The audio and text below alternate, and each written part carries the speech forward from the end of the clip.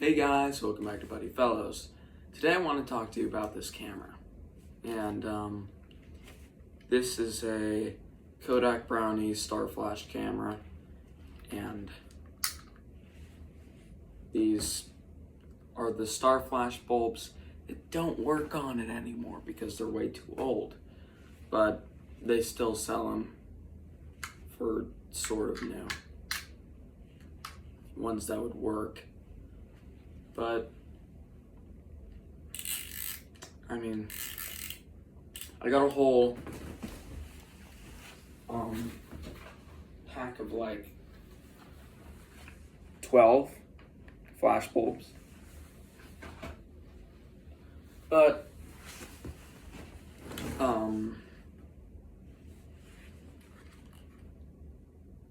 I tried all of them and none of them work. So I guess they're just too old. I screwed open the plate, so I got new batteries in this thing, new tested batteries, and well, it didn't make any difference. You have to sort of screw that clockwise.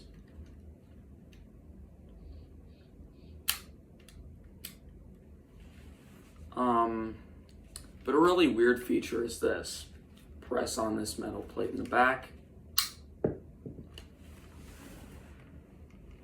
It ejects the light with force. Yeah. These were originally sold in the mid-50s and then, no, early 50s. No, mid-50s. And then they ended in the mid-60s, 65 they ended. And this black color was the first one to start and the last one to end. But shoots, of course, color and black and white. This is the sort of light device. This is where you load your film. This is where you load your film, and this is the take-up reel. I mean, I'm way too familiar with motion picture language, so take-up reel just comes naturally to me. But when you have the light, you take a picture, the red thing right there sort of lights up. Not kidding.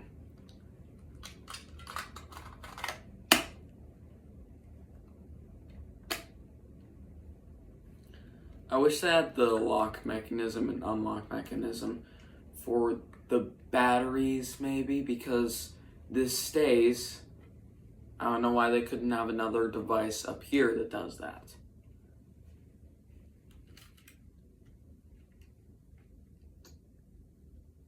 Yeah, but as you can see, these flash bulbs, just the look of them are extremely explosive.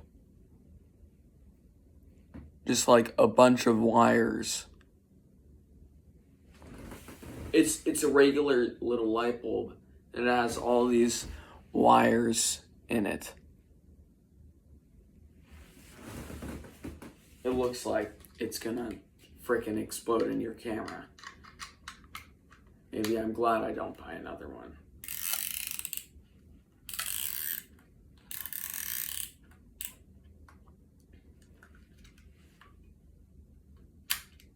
Yep, there is a flash again.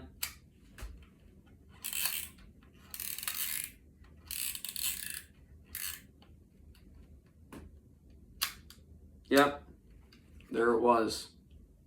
I think it's like trying to read something. And don't get me wrong, it's not like these aren't even supposed to flash.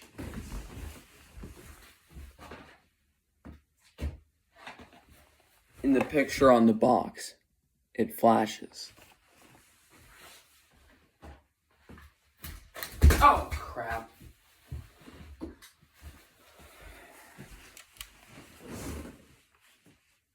But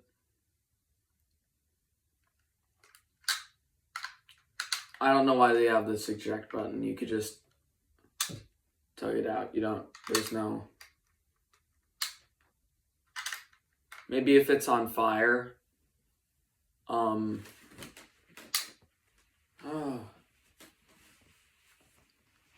I don't see that happening. Unless you try taking a picture of an explosive from less than a foot away.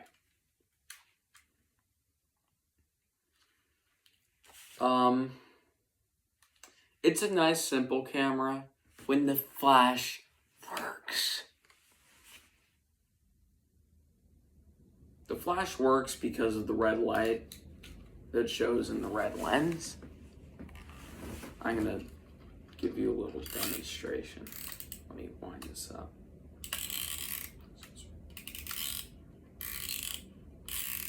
Ready to take a picture.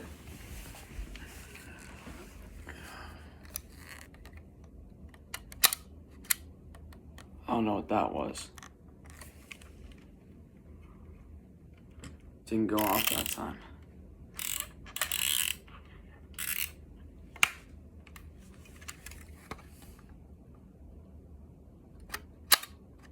Yep, there it was. There was the red light. So that shows me that the flash does work. It's just the light bulb. Let's get rid of that. But I feel like YouTube, going back to the whole AI verification that I was all riled up in, YouTube approved my channel. They said that I was over 18. But, I'm still really against it. It's just an invasion of privacy. Nobody should have to go through that. It's just annoying. I mean, there are ways to get around it, but it's just annoying.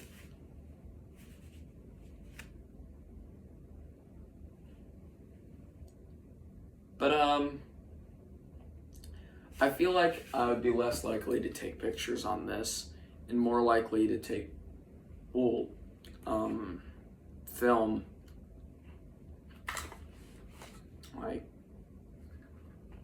actually record something, on my Kodak Model A 16mm camera from the 1920s that actually works. I'd rather spend a good $100 on 2 minutes of film in total than go around trying to buy these flash bulbs plus film.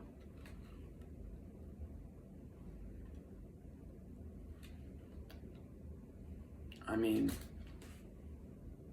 I'm trying to, in my new movie, there have been a lot of setbacks this last month. I walked into the pool with my phone. How does that happen? iCloud didn't back up my phone properly. I get 1/3 of the pictures that I had on there before.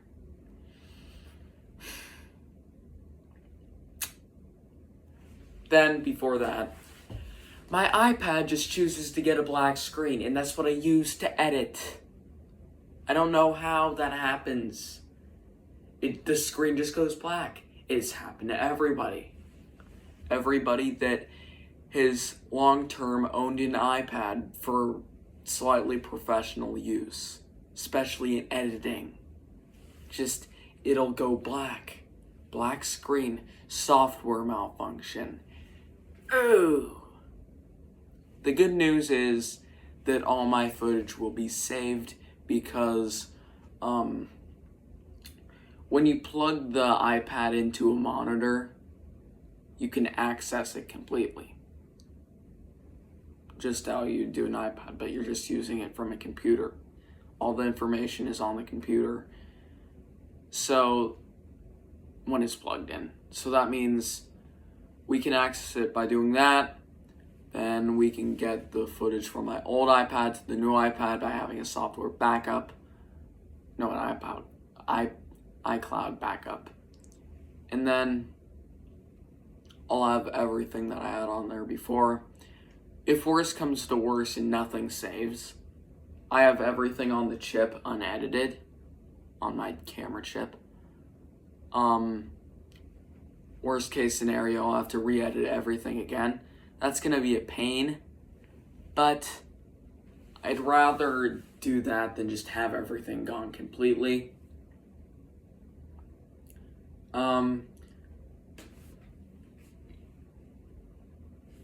Speaking of my old 16mm camera, I was thinking of filming something on it for my new movie that's coming out in December. So, the one that I've been working on since late April.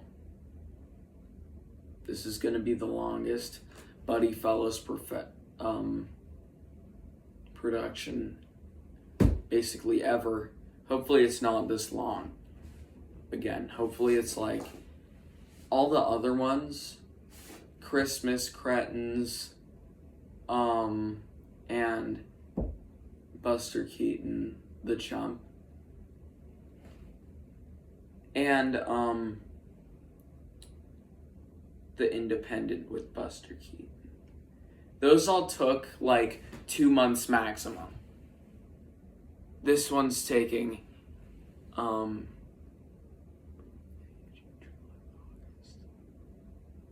this will be the 5th month of making it. I've not worked this long on a movie. I've come close, and the movie sucked, so hopefully it doesn't take that long. But I'm having to think about a 16mm scene. Everything's shot on 16mm for a good 1 minute 30 seconds. No.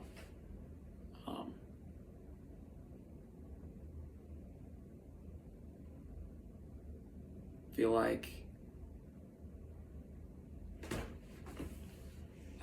that would be good. Like, it wouldn't be a waste of money or anything. It'd be a good. I mean, that if why it was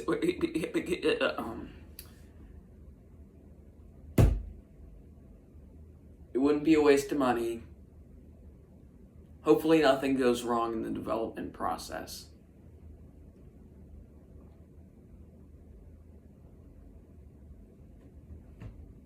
Hopefully, it would be a good scene for the movie. That's all I can say.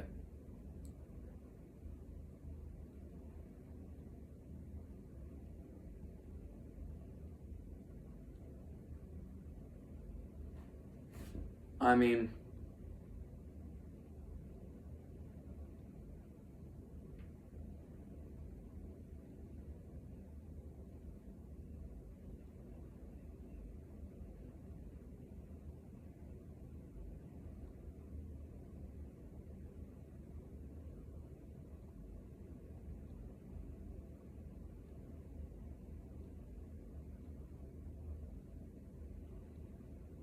oh what? Oh yeah. But